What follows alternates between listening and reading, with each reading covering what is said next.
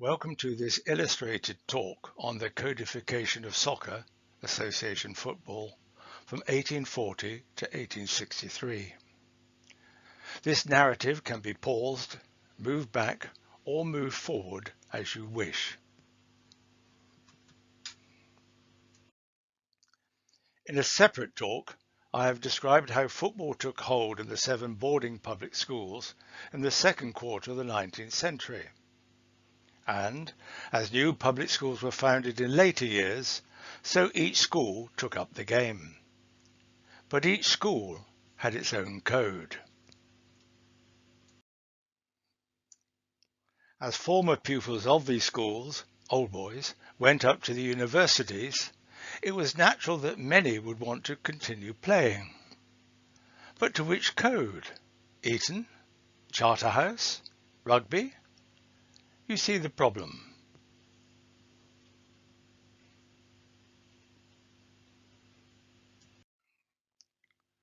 Cambridge University seems to have met it first. The schoolmaster and football historian Graham Curry has found 3 examples of football at the university in the 1830s. George Corey suggests that it is a new phenomenon.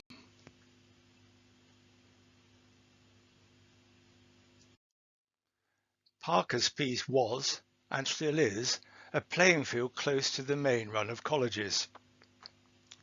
We will meet St John's College soon. It is a 15-minute walk from St John's to Parker's Piece.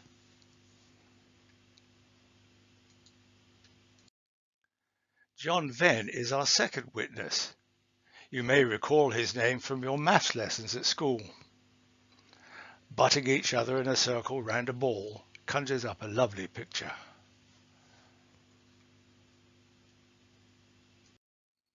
Fisher, a 19th century historian of Shrewsbury, noted that an old boy of the school, an old Salopian, even managed to form a football club. We are not told if its members all came from Shrewsbury or from a mix of schools. The one reported match resulted in a draw.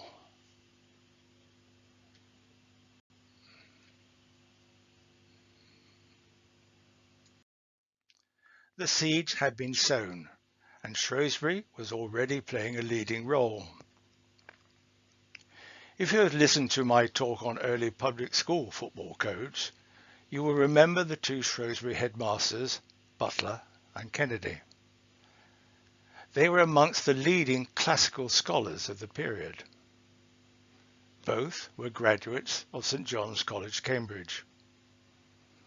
Together, they made Shrewsbury the leading classical school of the first half of the 19th century. And, surprise, surprise, they sent their ablest boys back to St John's.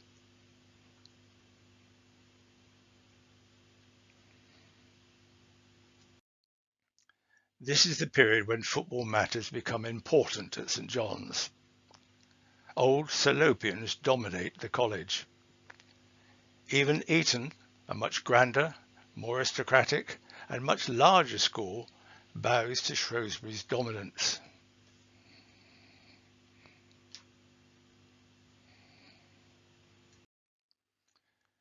There is an overspill, I hesitate to say of those who could not win a place at St John's, to other colleges, and it must be noted, mainly to Trinity and Magdalen, the colleges that stand either side of St John's.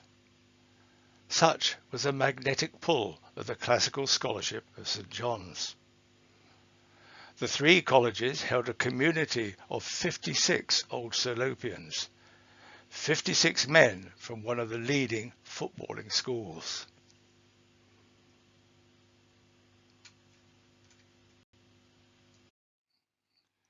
There were more than enough to play football. And we know that 2, John Charles Thring of St John's and Henry de Winton of Trinity, set to work. They had been exact contemporaries at school. De Winton is remembered as captain of football. No football teams were recorded until 1854, so we do not know if Thring was in the team. He would certainly have played the game, for it was compulsory for boarders. We do know that he was in the cricket 11.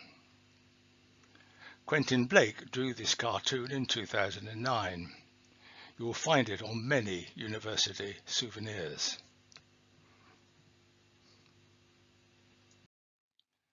I don't suppose old boys of Shrewsbury, Eton, Rugby and the rest took much persuading to join in.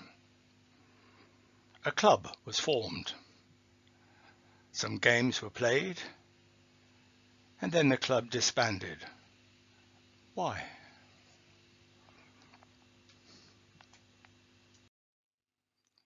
The Field was the leading sports paper of the day. Writing to it with 15 years of hindsight, Thring recalled this: "The rugby game was found to be the great obstacle." What went wrong? We need to compare the codes played at Shrewsbury, Eton and Rugby, the schools for most of football's early shareholders at Cambridge.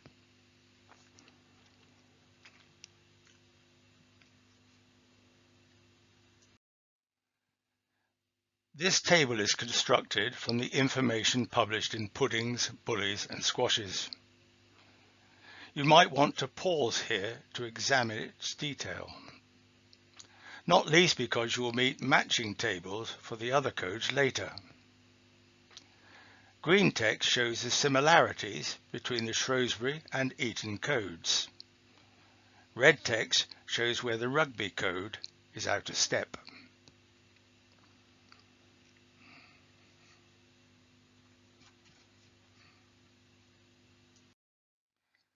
The similarity of the Shrewsbury and Eton codes is clear. If you check the codes for Charterhouse, Harrow, Westminster and Winchester, you will find they have many similarities too.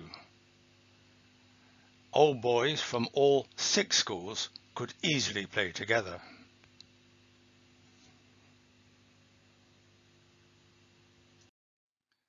But it is very different for old Rugbyians. You might wish to return to the table. 4 differences stand out: how to score, carrying the ball on the run, hacking at a player's shins, and tripping him up when on the run. Now try and imagine how the presence of an old Rugbyian would affect a game on Parker's Piece in the 1840s, especially in the 4 ways just mentioned.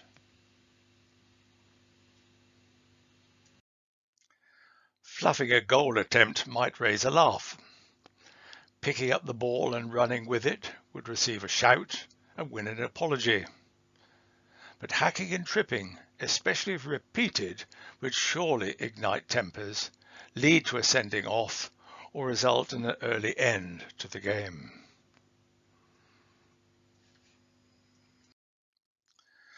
But the enthusiasm for a common code did not diminish. 2 years later, and with new undergraduates at the university, there was a second attempt.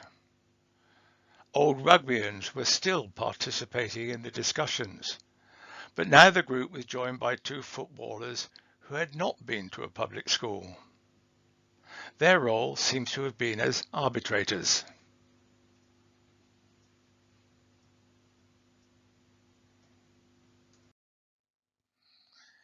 No copies of the rules from the 1840s have survived. This illustration of Parker's Piece is probably from the 1860s.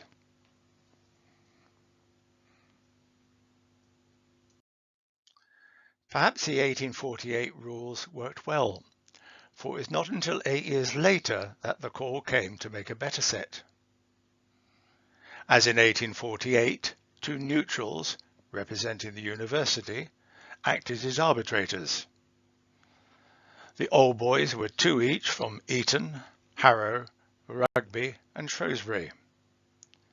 A copy of their Laws of the University Football Club is preserved in the Shrewsbury archives.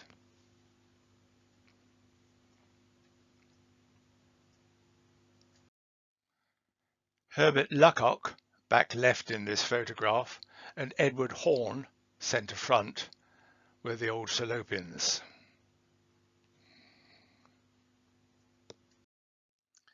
The group did well, just 11 laws, and all easy to remember. No running with the ball, no hacking, and no tripping. All agreed, even by the two rugbyans.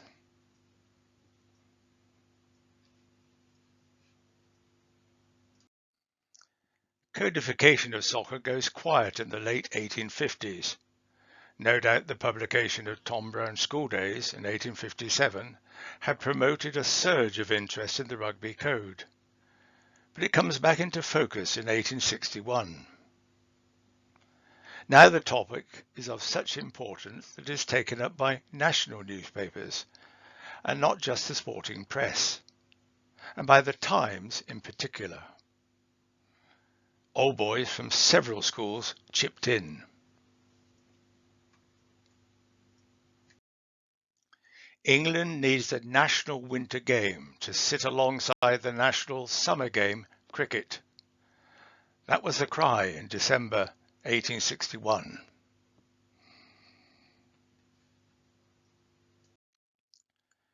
We met Charles Thring at St John's in the 1840s. Now he is a housemaster at Uppingham School, where his brother, Edward, is the headmaster. The evolution of Uppingham football was examined at the end of an earlier talk. Its first printed rules were published 4 years earlier, in 1857. After 15 years of silence, Charles Thring resumed his interest in the codification of football. He immediately answered the challenge that had been published in the field. It is worth pausing here to read the core of his letter.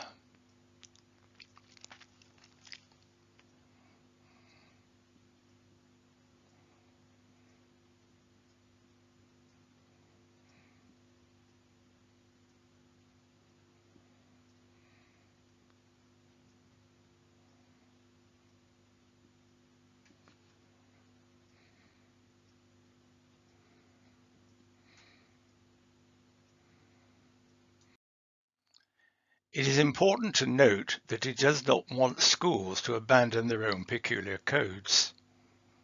He wants the universities to take the lead, and then to share their common code with football clubs. There were many across the country. He also wants to reduce the violence, and he wants to outlaw hacking.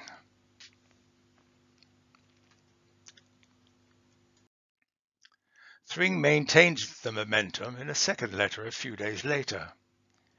He writes that he wants to replace brute strength and violence, hacking and tripping especially, with skill, science, judgment and good play.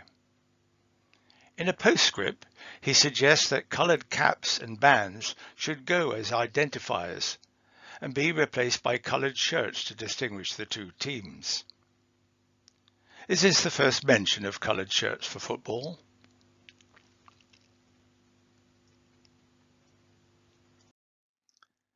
Thring was not finished. 2 weeks pass. He repeats his earlier message about keeping school codes and asking the universities to take the lead. And then he adds that he's preparing his own set of rules.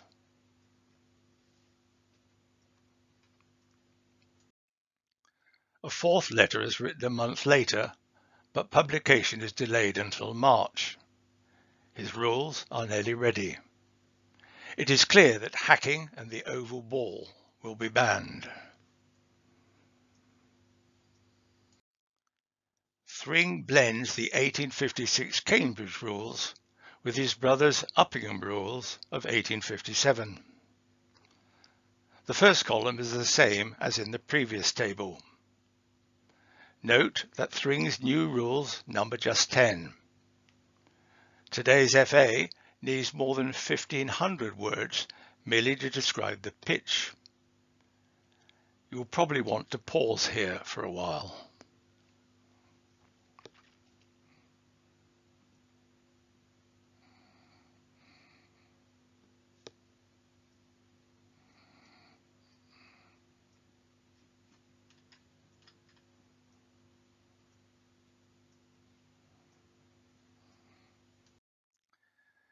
Published as The Winter Game, Thring hides his identity under the initials JCT.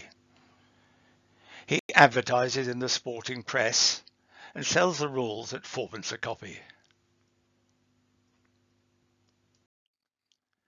Please read Thring's preface.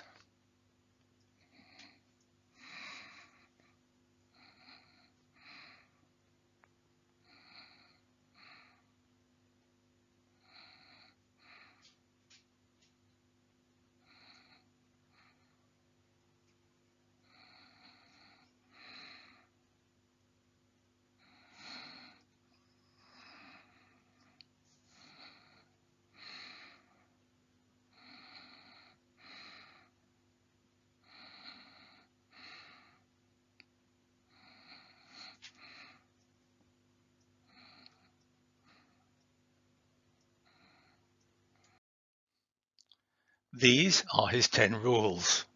Again, pause for a little while.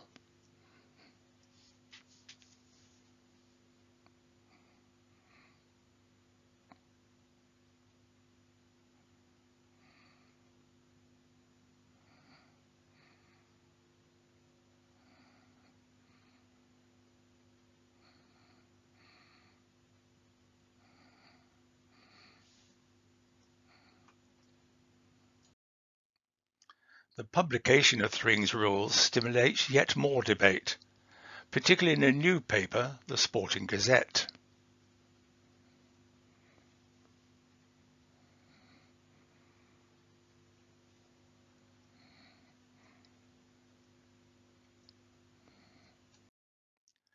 As the next winter season approached, Thring re-entered the fray, this time in a national newspaper, the Daily Telegraph. Both major newspapers were now championing the cause of football.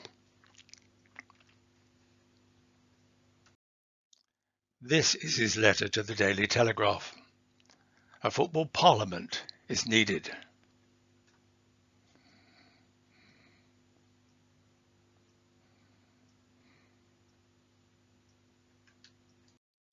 Ebenezer Morley, captain of the Barnes Football Club in London, challenges Thring to organise such a parliament.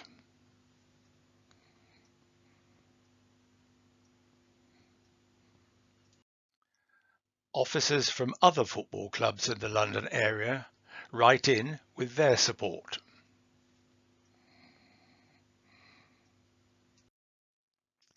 Thring does not take on the role. Was the distance to London the problem? The railway had not yet reached Uppingham. Or were the demands of the job too great? Or did his headmaster brother say no? But 3 other groups said yes.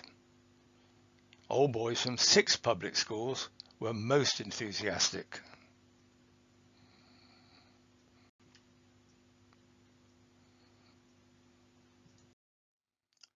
The football captain at Westminster School was asked to call a meeting of the captains of football of 6 public schools, was Shrewsbury too far away, at the newly founded Public Schools Club, situated between Piccadilly and the Mall in the heart of London's clubland. They should decide the matter.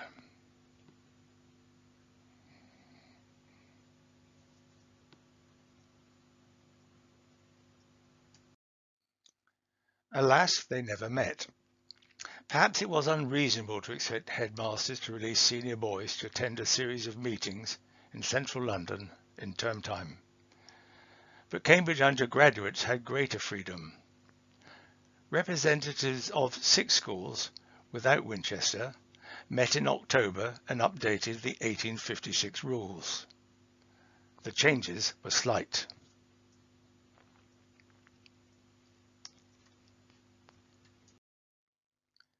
I pick out the main points of these rules later.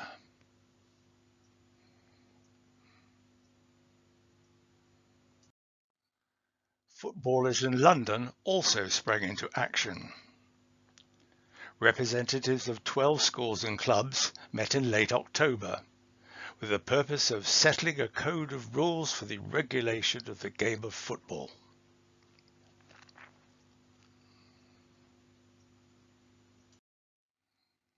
Over 4 meetings, held at weekly intervals, they did their best to blend the codes played at Eton, Rugby and Shrewsbury.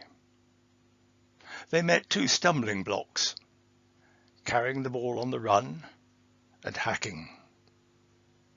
They postponed a vote on these 2 issues until the 5th meeting.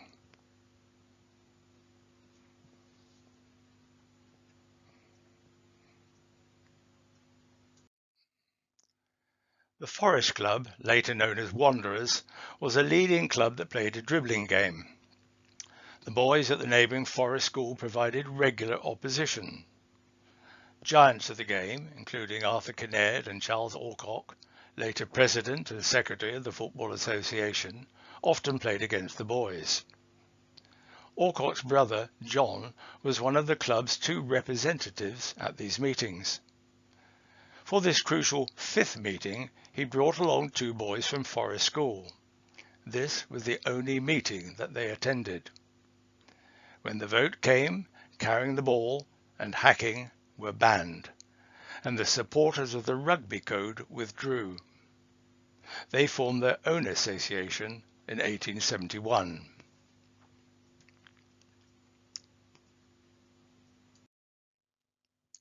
When it was clear that the London group was making significant headway, the Cambridge students sent in their rules, and Thring submitted his suggestions in 6 letters, all published in the Sporting Gazette. When the London Football Association rules were ready in December, Thring asked if he could publish them alongside his rules and the Cambridge rules, all in 1 volume. They agreed. This copy was bought by William Shaw Wright, an old Westminster who was a student at Trinity College, Cambridge in 1863.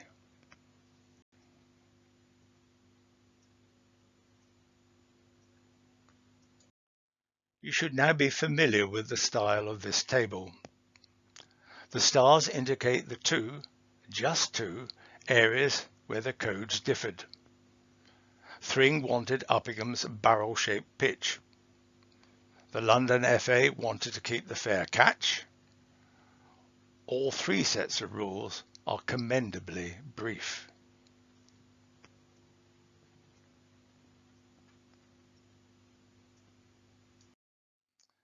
I doubt that you will have heard of Charles Thring before today. He retired from Uppingham aged 40 and assumed the life of a country gentleman. His wife had the means. His last contribution to football was in 1865, when he raised the idea of an Oxford versus Cambridge soccer match.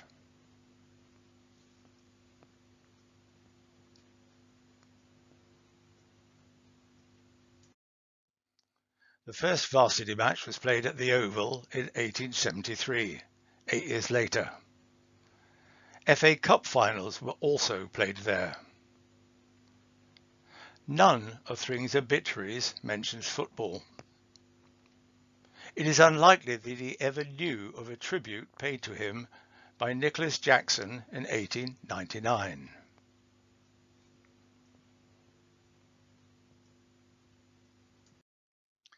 Jackson was Assistant Secretary of the FA for many years, working alongside Arthur Kinnaird and Charles Alcock.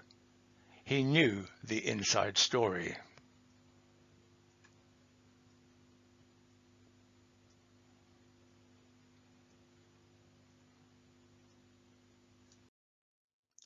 Thank you for listening.